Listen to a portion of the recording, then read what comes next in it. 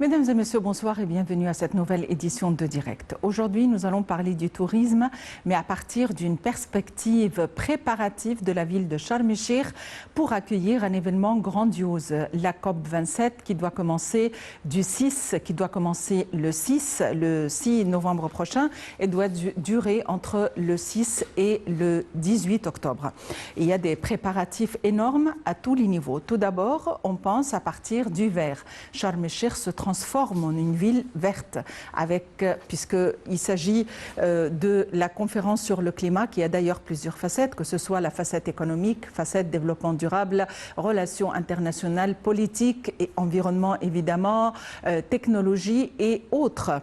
Mais nous pensons à partir de la perspective énergie renouvelable, énergie propre et on pense à partir de la perspective verte.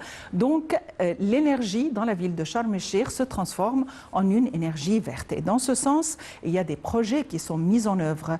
Et aujourd'hui, le Premier ministre, Dr Moustapha Madbouli, a tenu une rencontre avec des investisseurs, justement,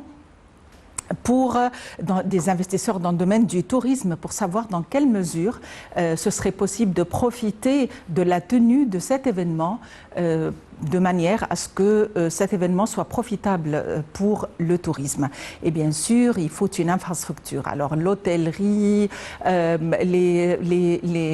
c'est une station balnéaire fantastique, mais il faut de quoi divertir les touristes et aussi les participants qui vont prendre part à la conférence. Donc, tout le monde travaille d'arrache-pied, toutes les agences, les efforts se conjuguent, les efforts de tous les ministères, de toutes les instances, que ce soit à l'échelle nationale ou internationale, de manière à ce que cet événement se passe dans les meilleures conditions possibles. Nous saisissons l'occasion de manière à donner quelques chiffres concernant le tourisme en Égypte. L'Égypte a enregistré une croissance touristique très élevée au cours du premier semestre de 2022, avec l'arrivée de 4,9 millions de vacanciers, soit une augmentation de 85,4% par rapport à 2,6 millions de visiteurs enregistrés au cours de la même période en 2021. Ces chiffres sont présentés dans le rapport publié par l'Agence centrale pour la mobilisation publique et les statistiques Compass. Il faut dire que d'ici la fin 2022, l'Égypte devrait attirer en total environ 13 millions de touristes. Elle atteindra de la sorte les chiffres enregistrés en 2019 avec 13,1 millions de voyageurs qui ont visité le pays et les revenus qui avaient atteint un niveau record de 13,03 milliards de dollars selon les chiffres et les rapports officiels.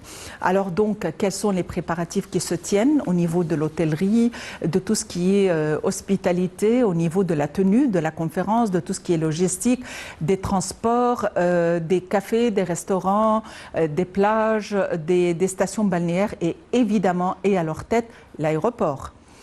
Alors donc, nous aurons avec nous des spécialistes dans le domaine du tourisme, justement pour nous donner davantage d'informations concernant le tourisme et concernant les préparatifs qui sont en cours.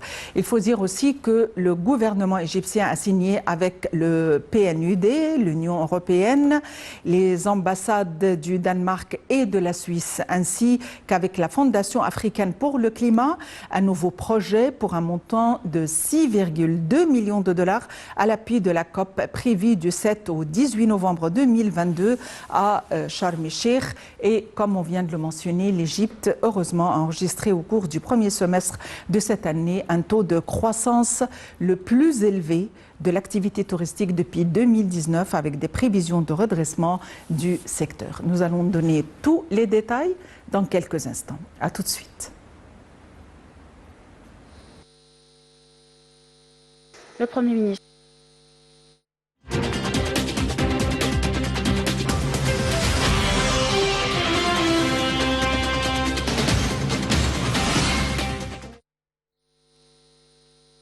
Le Premier ministre Moustapha Madbouli a rencontré un groupe d'investisseurs dans le domaine touristique dans la ville de Sharm el-Sheikh pour passer en revue les projets de développement des hôtels dans le cadre des préparatifs en cours pour accueillir la 27e édition de la conférence des États parties à la Convention cadre des Nations Unies sur les changements climatiques, COP27, prévue en novembre prochain, et les défis liés à la mise en œuvre de ces projets. M. Medbouli a indiqué qu'il tenait à organiser des rencontres périodiques avec les investisseurs opérant dans le secteur touristique pour prendre note de leur vision sur la promotion du secteur. Nous avons commencé effectivement à appliquer un certain nombre de propositions pour attirer davantage de touristes du monde entier au cours de la période à venir, a souligné le chef du gouvernement, faisant état d'une coopération existante entre les ministères du tourisme et des antiquités et de l'aviation civile concernant le dossier des vols à bas coût. La COP27 est une réelle opportunité pour promouvoir le niveau des services offerts dans la ville, a assuré Moustapha Medbouli, évoquant un autre dossier qui exige la coopération de tous, lequel les bâtiments touristiques inachevés dans la ville. M. Medbouli a indiqué avoir discuté avec la Banque centrale de la situation des investisseurs en difficulté, responsables de ces projets, ajoutant que d'autres solutions sont examinées pour surmonter ce problème.